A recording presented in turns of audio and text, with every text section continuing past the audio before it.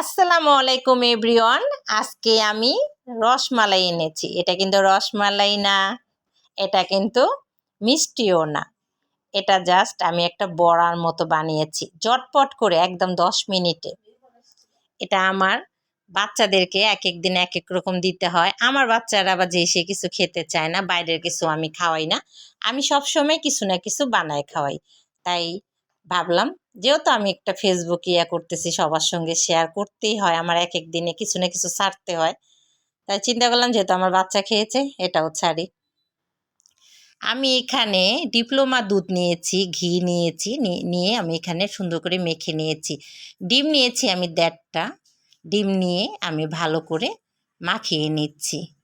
ডিমটা দিয়ে ভালো করে আমি পরে আর কি, প্রথমে একটা দিয়েছি, পরে আর কি অর্ধেক দিয়েছি। আমি এখানে 1.5টা ডিম দিয়েছি, 2টা এলাচ দিয়েছি, 1 কেজি দুধ নিয়েছি। আমি মেজারমেন্ট কাপে ছোট, মানে ওটাতে আমি 1 কাপ চিনি দিয়েছি।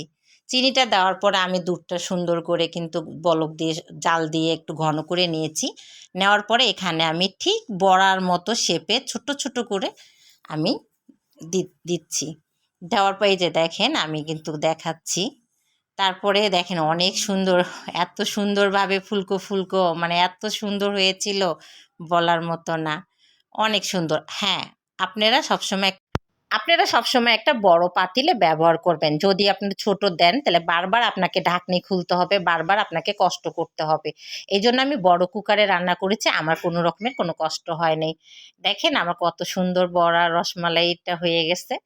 এখানে আমি দেখতেই পারতেছেন যে এখন ঠান্ডা হয়ে গেছে। এটা আমি 2 ঘন্টা পরে একটু কাঠবাদাম উপরে দিয়ে দিয়েছি সুন্দর করে করার জন্য। তারপর আমার মাঝে তো মুরব্বী মানুষ, মা বলতেছে খেয়ে অনেক মজা হয়েছে। আশা করে আপনারাও খাবেন, আমার পাশে থাকবেন, সাবস্ক্রাইব করবেন, লাইক কমেন্ট শেয়ার বেশি বেশি করে করবেন আশা করে। আল্লাহ হাফেজ।